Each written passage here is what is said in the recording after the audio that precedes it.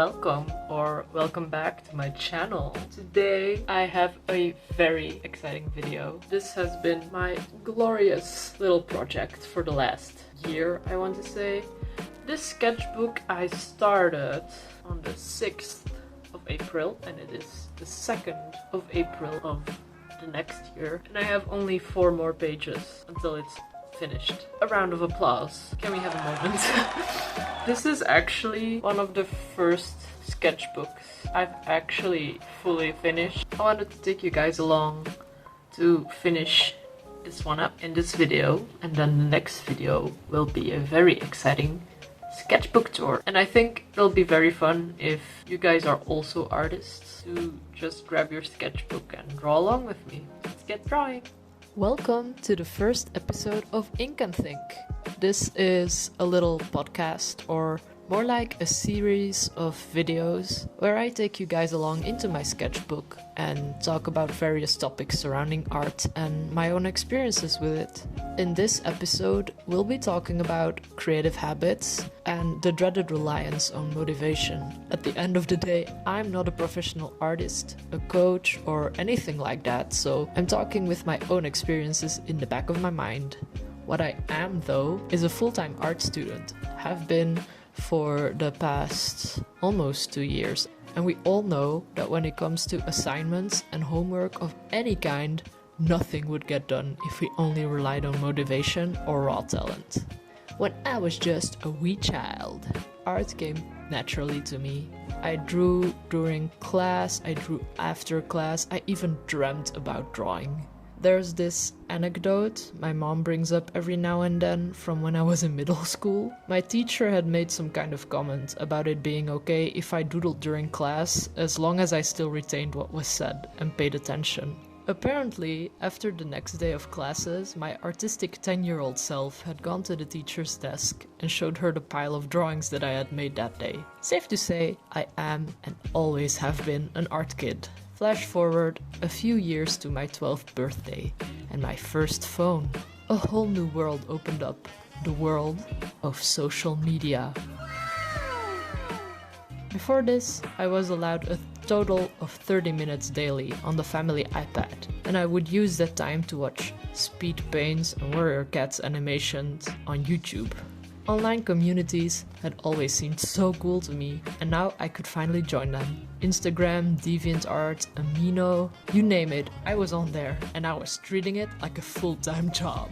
For a kid who got picked on and bullied quite a lot, finding other kids my age online was such a blessing actually. I didn't feel so quite alone as I used to. I remember being in group chats with people my age. We were role-playing as our personal characters, we were making up stories, we were having fun, and most impressively, I was posting every goddamn day. The algorithm wasn't as terrible as it is now, and I even distinctly remember gaining 100 followers during my first day on Instagram with my little art account. A very negative consequence of all this was one of my first experiences with my art being tied to external validation. I don't really know what the effects have been on my brain from tying my artistic worth to numbers from the ripe age of 12, but that is a subject to dive into in another video. What I'm trying to say is, my motivation for art no longer solely came from this internal need and want to draw. It got entangled with the external validation I got from people who were basically strangers at the end of the day. Throughout the years, my relationship with social media, especially Instagram, became more and more complicated. Whenever I noticed that there was a dip in engagement with my posts, I tended to spiral and I became overly critical about my own work. This was amplified by becoming a teenager and going through the trenches of being the weird kid in high school. I jumped from account to account like it was an Olympic sport as I surfed on the waves of motivation. I would become inactive online as my creativity faded, only to be sparked again, which marked the era of a new Instagram account. You can probably still find those old accounts if you look hard enough, to my own slight embarrassment. My motivation barely came from within myself. I was chasing compliments from strangers, teachers, peers, my family. During this period, I met my, at the time, best friend. Her art was something that made me feel so nostalgic towards the artist I used to be, because she created out of passion. She was unapologetically herself, and her art felt like a reflection of herself, not something that was molded to fit inside an algorithm or garner compliments from other people. Sadly, we aren't friends anymore, but the lessons she unknowingly taught me still mean a lot to me nowadays. I only recently started making the art I love making. More so, I only recently let go of the tiny box that I put myself in. I have so many creative interests outside of just digital art and traditional art, but I was scared to try them for numerous reasons. Being bad at them for one, but also the idea that I wouldn't be able to juggle them all. I self-sabotaged, and in the end, this second fear came true in the way that I never tried juggling them to begin with. Now I like to try my hand at a lot of different creative projects. Drawing, painting, making jewelry, ceramics, photography, creating videos, writing, music, and many more. There's even things on my list like crochet or game development, things that I haven't even gotten to trying yet. There's just so many things I want to try. And the moment I started indulging those interests, I noticed that my spark from when I was a kid came back, and I started enjoying the process of things again. The issue with having all these creative ideas and projects that I want to pursue is the following.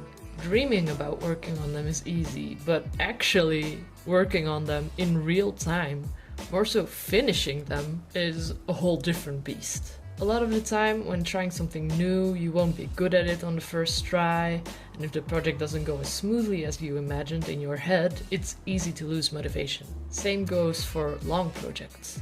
At first, they seem exciting, but after a month or two of slaving away, you might not feel as passionate as you used to. But there's the question, does that lack of motivation and passion mean that the project isn't worth finishing? I don't think so. As I said at the start of this episode, if you were to solely rely on raw talent or motivation alone to be creative, nothing would get done. And trust me, I'm not perfect by far. I often go through these phases where I have no inspiration or passion at all, or phases where I have so many ideas that I don't have enough time to finish them all. But I did over time find some ways to consistently create and feel fulfilled because of my process, not of the end result. So in this episode I want to share some things that I've been working on and how I actually get them done. And this is what works for me. It might not work for you, so take it with a grain of salt. I'm also just still figuring out how I like to work. My first tip is to not immediately dive into the final pièce de résistance. Prep work has saved the day more than once in my case. If I want to work on a painting, I don't immediately dive into the final piece. I first create a reference board, I brainstorm elements of the painting, and I thumbnail compositions or colors I want to use. And sometimes when I'm watching speed paints, I can see that the artist spends minutes, if not hours, starting a sketch over multiple times. And when I have this problem, it makes it tough for me to not abandon the drawing completely. So this is where the prep work has done wonders for me, and it makes actually painting the final piece way more enjoyable because I know what I'm doing, I know what I want my art to look like.